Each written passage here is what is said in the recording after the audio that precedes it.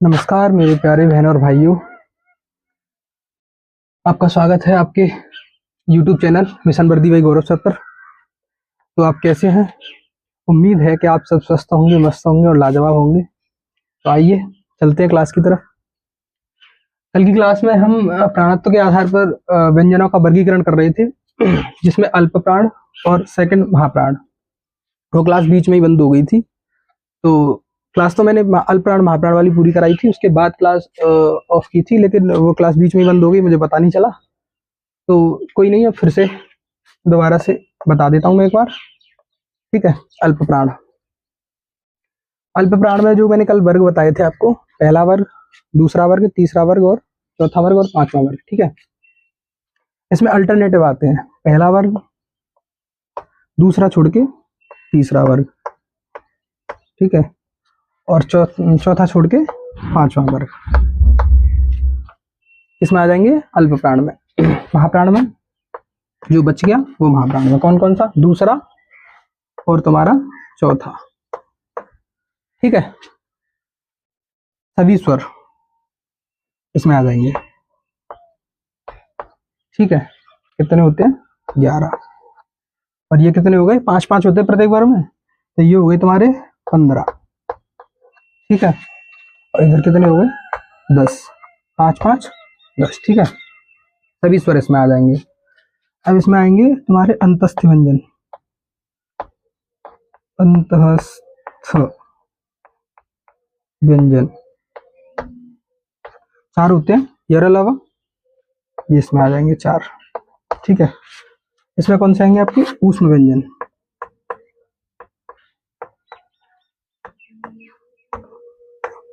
कितने होते हैं? 4। कौन कौन से? तीनों स और ह। ठीक है। अब बचते हैं आपके द्विगुण व्यंजन। द्विगुण वाले में ये वाला तो इसमें आ जाएगा, उच्छिष्ट और द्विगुण है, उन्हें ताड़न जात भी बोलते हैं। ठीक है। और ये वाला ना इसमें आ जाएगा। ठीक है। कितना हो गया? ये एक, ये हो गया, एक तुम्हारा इधर हो गया। टोटल कितने हो गए? 15 और 4 19 और एक 20 और 11 31। अल्प प्राण में कितने होते हैं? 31। और महाप्राण में 10, 4 14 और एक 15। 15 होते हैं आपके महाप्राण में। बेसिकली यूट्यूब पर जितनी भी क्लासें पढ़ी हैं, RWA में तो बताते हैं आपको, मंतीश सर ने भी बताया है और नवीन सर ने भी बताया है ये बाकी और भी यूट्यूब पर जो क्लास है उसमें अल्पप्राण महाप्राण में इनको ऐड नहीं करते हैं, तो यहाँ 30 रहते हैं और यहाँ 14, लेकिन ये एग्जाम में पूछ लेता है तो ये इसके अंदर ही आएंगे। ठीक है। इसका विशेष कर ध्यान रखें, क्योंकि एग्जामिनर भी तेज हो गया है, सीधी सीधी चीजें नहीं पूछता है, वो फैक्ट वाली चीजें ही पूछता है। घुमा के पूछता है थोड़ा सा, मतलब फैक्ट वाली चीजें नहीं पूछता, घुमा के पूछता है, जिससे कि परीक्षार्थी को अटका सके। ठीक है। अब नोट डाउन करो। इसके बाद करते हैं हम घोष या गूंज के उस पर जो अघोष और घोष होते हैं ना, उसके बारे में पढ़ते हैं। अब नोट डाउन करो। ठीक है।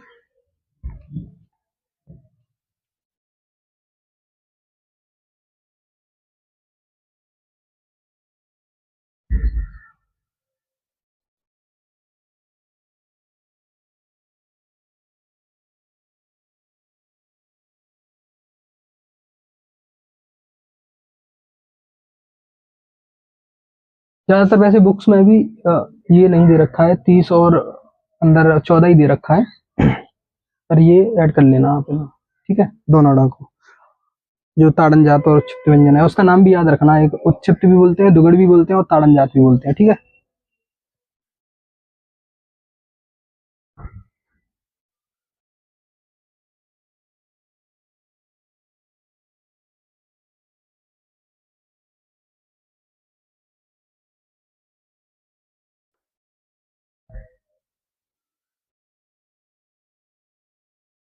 चलो तो घोषकत्व के आधार पर वर्गीकरण करते हैं अब।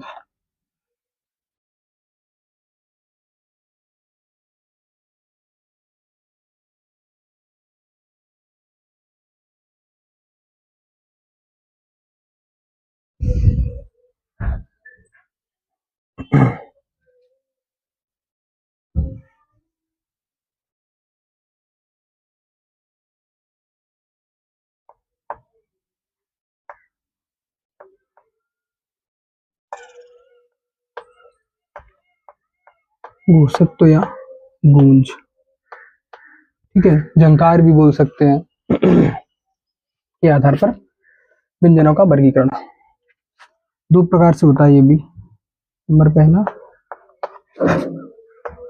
अघोष,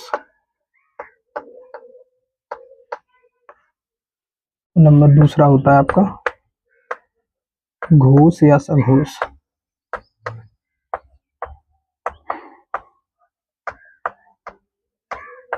ठीक है, आइए वैसे समझते हैं अघोष क्या होता है।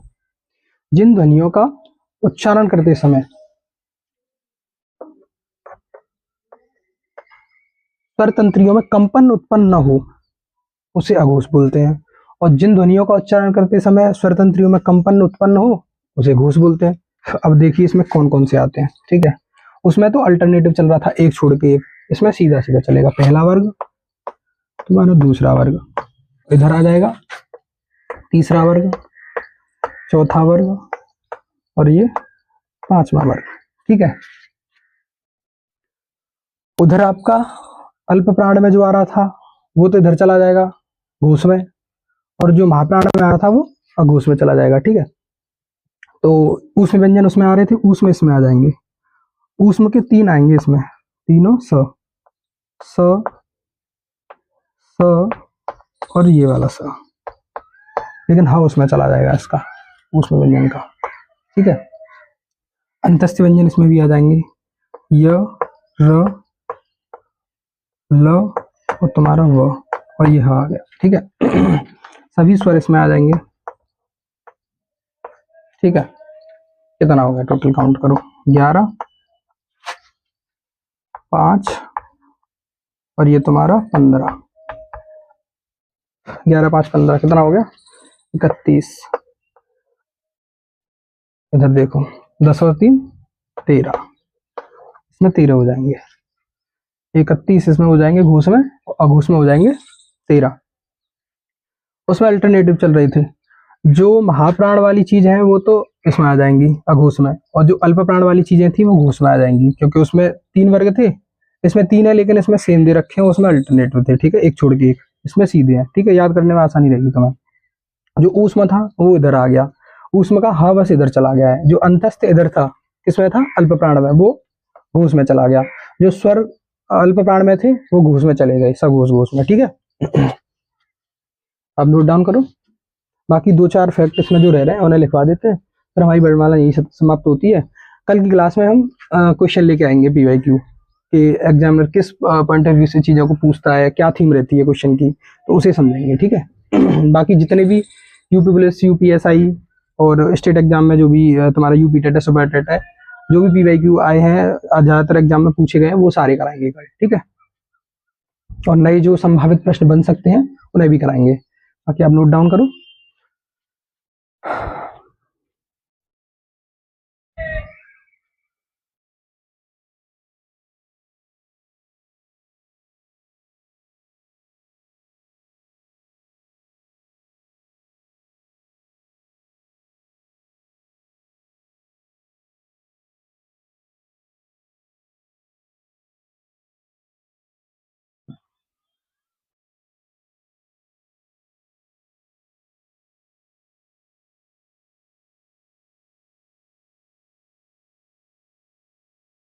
हो गया,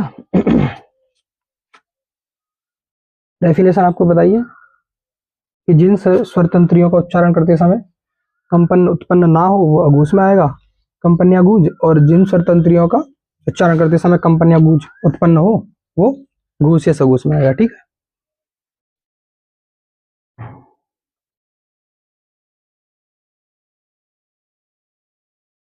अब इसमें 2-4 चीजें और रह रही थी वो बता दूं आपको। एक तो मैंने ये ब का उच्चारण स्थान नहीं बताया आपको, ये दंतोष्ठ में आएगा।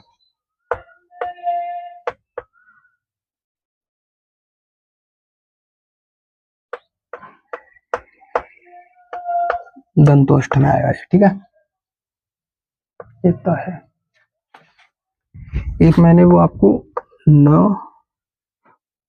और ल स, ये किसमें था, दंत वाले में। ये पंचमाक्षर है न, लोअर स। ये क्या थे, जो अलग से व्यंजन बोले जा रहे थे। मैंने बताया था कि दो भाइयों में लड़ाई हुई और प्लेट फेंक के मारी, ले सारे कहाँ लगी, दांत में। ये दंत के है ना सारे पंचमाक्षर, और ये दोनों जो अलग से मैंने बताए थे, ठीक है, उच्चारण स्थान के आधार पर। ये संस्कृत से आए हुए हैं। संस्कृत में इन्हें वत्सर्य व्यंजन कहते हैं, ठीक है। कई बार एग्जामिनर दंत न दे के ऑप्शन में वत्सर्य दे देगा, तो आपको वत्सर्य लगाना है, क्योंकि ये कहो कि फिर ये कहाँ से आ गया, क्योंकि संस्कृत में इन्हें वत्सर्य व्यंजन ही बोला जाता है और संस्कृत से ही लिए गए हैं ये। हिंदी में इन्हें दंत में रख दिया गया है। कभी कभी एग्जामिनर हमारी सेक्शन से खेलना चाह रहा है या चेक करना चाह रहा है कि सामने वाले में कितना माइंड है कितना नहीं है, तो उसके लिए ये दंत ऑप्शन हटा के वत्सर्य रख देगा, ठीक है। तो ये ध्यान रखना है, तुम्हें वत्सर्य लगाना है। अगर दंत ऑप्शन में नहीं है, तुम देखोगे इसमें तो ऑप्शन ही नहीं है। भैया ने बताया था कि दंत में आते हैं सारी चीजें, उसके लिए बता दिया है, ठीक है। बाकी जो पंचमाक्षर मैंने बताए थे लास्ट वाले सारे थे, ठीक है। कौन कौन से थे, इसमें ण था, इसमें ये था, लास्ट क वर्ग में, ये च वर्ग में था, और तुम्हारा क च ट वर्ग में तुम्हारा था ये ट ठ क च ट त थ द ध न, और इसमें कौन सा था, म, ठीक है। सॉरी, हाँ ये सिंपल ये नहीं है, ये आपका म। ये पांचों क्या थे, पंचम वर्ग के थे, तो इन्हें क्या क्या बोलते हैं, पंचमाक्षर।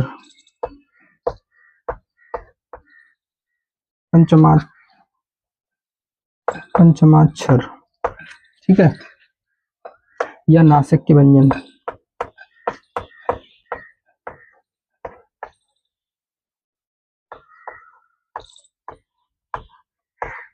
और कई बार इन्हें ऐसे पूछ लेता है, ये क वर्ग में आ रहा है, किससे बोला था, कंठ, तो इसे क्या बोलेंगे, कंठ नासिक्य।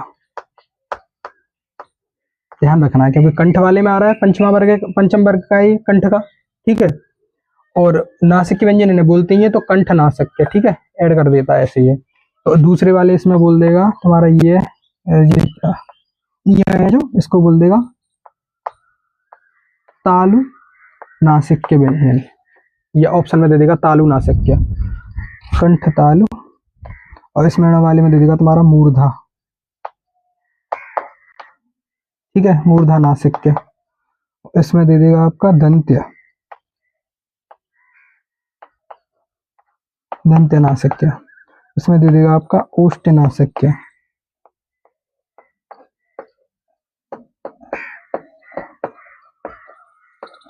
ठीक है। तो इन चीजों का आपको ध्यान रखना है। पंचमाक्षर पूछे तो भी यही है, वर्ग के पंचमे वाले जो स्पर्शी व्यंजनों के जो पंचम वर्ग के वो है वर्ण है, ठीक है, व्यंजन है। और अगर नासिक के व्यंजन पूछे तो ये भी जो तुम्हारे स्पर्शी व्यंजन है उसके पंचम वर्ग के जो भी व्यंजन है वो नासिक व्यंजन में आएंगे। अगर ऐसे पूछ ले तो नासिक के तो है ही है वो, कंठ नासिक्य, तालु नासिक्य, मूर्धा नासिक्य, दंत नासिक्य, और तुम्हारा ये म इधर आ जाएगा ओष्ठ नासिक्य, ठीक है। पक्का उच्चार स्थान में बता दिया, दंतोष्ठ। न स ये संस्कृत से आए, वत्सर्य व्यंजन है, कभी जैसे दंत न दे वत्सर्य ऑप्शन में दे तो ये। बाकी आपकी सारी चीजें हो चुकी है, और ए और ओ उसका बता दिया है मैंने। ए का हो जाएगा आपका कंठ तालु और उसका कंठोष्ठ हो जाएगा, दोनों ओ का उच्चारण स्थान, ठीक है। बाकी तो इसमें अब कुछ नहीं बचता है। कोई अगर क्वेश्चन रह भी रहा होगा तो कल की क्लास में हम ले आएंगे। बाकी कल हम इसके संभावित प्रश्न लेकर आएंगे, और जो भी पीवाईक्यू क्वेश्चन रहे हैं अब तक एग्जामिनर ने पूछे हैं, जिन जिन एग्जाम में आए हैं उनको भी लेके आएंगे, ठीक है। तो हमारी वर्णमाला यहीं कंप्लीट होती है। ताकि आज के लिए मैं अपनी वाणी को यहीं विराम देता हूँ। धन्यवाद। बाकी सभी को राधे राधे, जय हिंद, जय भारत। मन लगा कि बढ़िए, आगे सारी चीजें सही रहेंगी, एग्जाम आराम से क्रैक होगा, हिंदी में आपके सही नंबर बनेंगे, कोई टेंशन वाली बात नहीं है, ठीक है। ऐसे ही जुड़े रहिए। बाकी मुझे भी थोड़ा सा मोटिवेट करने के लिए लाइक एंड सब्सक्राइब करें, और तुम्हें लग रहा है कि अगर तुम्हारा भाई कुछ कर रहा है तुम्हारे लिए थोड़ी बहुत मेहनत भी, तो फॉलो एंड सब्सक्राइब करें, ठीक है। बाकी चीजें आगे आपको धीरे धीरे बेहतर मिलेंगी, क्योंकि स्टार्टिंग में थोड़ा सा हेजिटेशन होती है। मेरी भी अभी यूट्यूब पर पहली क्लास है, और मैं भी आपकी तरह ही स्टूडेंट हूँ, तो अब बाकी आप चीज़ों को समझ सकते हो। ठीक है, आगे आपको और अच्छा देने की कोशिश करेंगे हम। ठीक है।